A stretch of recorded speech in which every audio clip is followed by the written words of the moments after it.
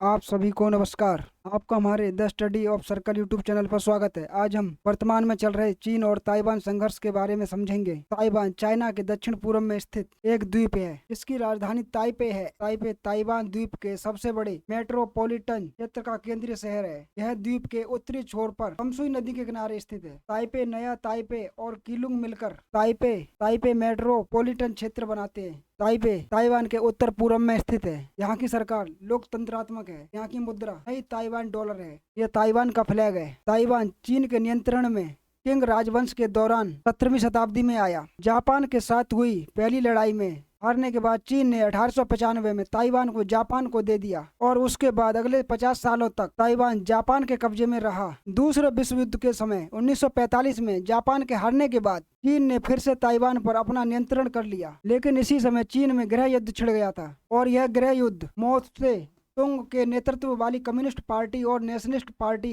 Kuomintang के बीच में था। उसके बाद 1949 में कम्युनिस्ट पार्टी ने चीन पर कब्जा कर लिया, जिससे बचने के लिए कुओमितांग सरकार ने ताइवान जाकर शरण ले ली। चीन की स्थिति समुद्र में मजबूत न होने के कारण चीन ने तब ताइवान की कुओमितांग सरकार को छोड़ दिया और ताइवान में स्थायी राष्ट्रपति साईनाथ सेन के बाद चियांग काई शेक ताइवान के पहले राष्ट्रपति बने। वे तानाशाह के रूप में 1975 तक शासन करते रहे और उनके निधन के बाद में 3 साल बाद उस समय के प्रधानमंत्री और चियांग काई शेक के बेटे चिंग ताइवान के राष्ट्रपति बने। उन्होंने ताइवान की शासन व्यवस्था को तानाशाही से लोकशाही की ओर ले जाने के लिए प्रयास किया। चीन इतिहास का सहारा लेकर दावा करता है कि ताइवान मूल रूप से उनका ही प्रांत रहा है। ताइवान कभी भी 1949 में हुई क्रांति के बाद से चीन के आधुनिक शासन का हिस्सा नहीं रहा है। कई पश्चिमी देशों ने चियांग काई शेक द्वारा स्थापित ताइवान के रिपब्लिक ऑफ चाइना को चीन की एकमात्र वैध सरकार के रूप में मान्यता दी, लेकिन 1971 में संयुक्त राष्ट्र संघ ने ताइवान की मान्यता को रद्द करके कम्युनिस्ट चीन को चीन के रूप में मान्यता दे दी।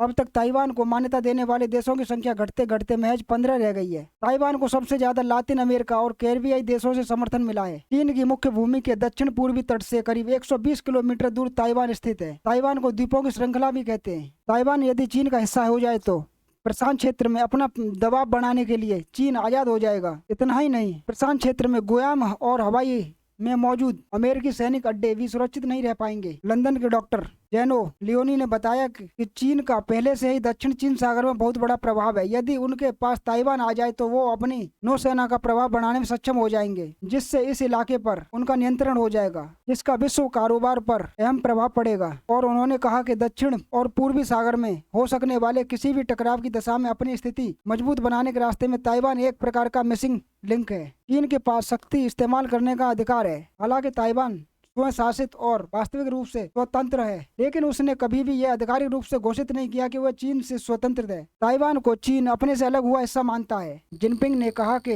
दोनों पक्ष एक ही चीनी परिवार के हिस्से हैं। ताइवानी लोगों को यह समझना चाहिए कि स्वतंत्रता केवल मुश्किलें लेकर आएगी और कहा कि ताइवानी स्वतंत्रता को बढ़ावा देने की किसी भी गतिविधि को चीन बर्दाश्त नहीं करेगा। इसके साथ ही उन्होंने इस बात पर भी जोर दिया कि ताइवान के साथ उनके संबंध चीनी घरेलू राजनीति का हिस्सा है। इसमें विदेशी दखल बर्दाश्त नहीं होगी। ताइवान के राष्ट्रपति साई ने कहा कि मेरा चीन से कहना है कि वह ताइवान में चीनी गणराज्य के अस्तित्व की वास्तविकता का सामना करे और चीन को ताइवान में 2.2 करोड़ लोगों की स्वतंत्रता और लोकतंत्र का सम्मान करना चाहिए और शांतिपूर्ण तरीके से मतभेदों को सुलझाना चाहिए। इधर अमेरिका की स्पीकर नैन्सी पेलोसी ने कहा कि 43 साल पहले अमेरिकी कांग्रेस ने ताइवान रिलेशन एक्ट पास किया था। इस पर तत्कालीन अमेरिकी राष्ट्रपति जिमी कार्टर ने हस्ताक्षर किए थे। Taiwan relation act Asia Pacific में अमेरिका विदेश नीति का अहम स्तंभ है। यह एक्ट ताइवान के लोकतंत्र के प्रति अमेरिकी प्रतिबद्धता को स्थायित्व देता है और इस एक्ट के जरिए हम ताइवान से आर्थिक और राजनीतिक संबंध को आगे बढ़ाते हैं। और इसके अलावा दोनों देशों के साझे मूल्य लोकतंत्र, मानवाधिकार, मानवीय मर्यादा, स्वतंत्रता, स्वशासन भी अहम है। और पेलोसी ने यह भी कहा कि ताइवान की सुरक्षा को लेकर अमेरिका प्रतिबद्ध है। अगर ताइवान के भविष्य को एक तरफा जबरन बदला जाता है तो यह वेस्टर्न पैसिफिक के लिए खतरा होगा और यह अमेरिका के लिए चिंतित करने वाला होगा। अमेरिका को अपने इस संकल्प को फिर से याद करना चाहिए। हाल के वर्षों में चीन ने ताइवान के साथ नाटकीय रूप से तनाव को बढ़ावा दिया है। Peoples of republic of China ने अपने फाइटर जेट, पेट्रोल बॉम्बर्स और सर्विस लाइन्स एयरक्राफ्ट को ताइवान के हवाई क्षेत्र में लगातार भेजा है। इधर अमेरिकी रक्षा मंत्रालय मानता है कि चीन ताइवान को खुद में मिलाने की कोशिश कर रहा है। चीन ने ताइवान के साइबर स्पेस को भी निशाने पर लिया है। और हर दिन ताइवान की सरकारी एजेंसियों पर चीन हमला करता रहता है। सिलिकॉन शील्ड आखिर क्या है? ताइवान के लिए यह एक ऐसा हथियार है जिसे कोई भी देश निकट भविष्य में आसानी से नहीं बना सकता। यह ताइवान का एक अहम उद्योग है जिस पर लड़ाकू विमानों से लेकर सोलर पैनल तक, वीडियो गेम्स से लेकर मेडिकल उपकरण उद्योग तक निर्भर हैं। पत्रकार क्रेग ने कहा कि ताइवान दुनिया भर में एडवांस सेमीकंडक्टर चिप्स का अग्रणी उत्पादक है और इसी वजह से चीन की सेना उसके खिलाफ हमला नहीं कर पाती। और कैग ने बताया कि दुनिया के इस सेक्टर में युद्ध का असर इतना व्यापक होगा कि चीन को भी इसकी भारी आर्थिक कीमत चुकानी पड़ेगी। यह युद्ध चीन को इतना महंगा पड़ सकता है कि चीन हमला करने से पीछे हटेगा। दुनिया के बाकी देशों की तरह चीन भी ताइवान में बनने वाली एडवांस सेमीकंडक्टर चिप पर निर्भर है। यह ऐसे खास चिप होते हैं जिन पर सेमीकंडक्टर बनाए जाते हैं और ये चिप सिलिकॉन के बने होते हैं। ये दुनिया के सभी लगभग तकनीकी उत्पादों की जान इन्हीं में बसती है। आप देख सकते हैं सेमीकंडक्टर। इसे शीत युद्ध के दौरान के मेड़ के सिद्धांत से समझा जा सकता है। ताइवान की खाड़ी में सैन्य कार्रवाई का असर इतना व्यापक हो सकता है कि चीन या अमेरिका भी उससे बचे नहीं रह सकते। ऐसे में यह सिलिकॉन शील्ड असरदार तरीके से ताइवान को चीन की सेना के हमले से सुरक्षित रखती है। चीन की सरकार बार बार कहती रही है कि वह ताइवान को ताकत के दम पर चीन में मिला लेगी, लेकिन इन धमकियों के बाद भी चीन आज तक ताइवान के खिलाफ कोई सैन्य कार्रवाई नहीं कर पाया है। इससे स्पष्ट हो जाता है कि ताइवान की सिलिकॉन शील्ड प्रभावी है। यदि ताइवान दुनिया के तकनीकी उपकरणों में जान फूंकने का काम करने में इतना अहम नहीं होता तो संभव है कि चीन ने अब तक ताइवान पर कब्जा कर लिया होता।